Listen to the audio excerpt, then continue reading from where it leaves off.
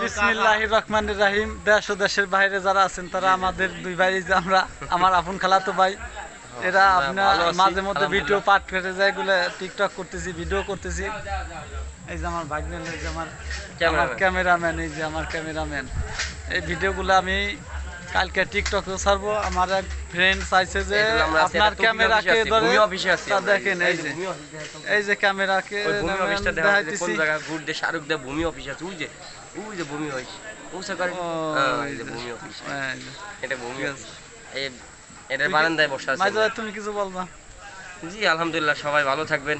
আমাদের ইসরায়েল, তারপরে এটা আমাদের আল্লাহর কাছে দোয়া করি যেন আল্লাহ আমাদের ওদেরও আল্লাহ হিদায়াত দান করুক। এটা হলো সবচেয়ে বড় কথা, হলো ওদের সঠিক বুঝ দিক, যে এটা করা ঠিক হতেছে না, এটা ওদের বুঝ আল্লাহ দিক।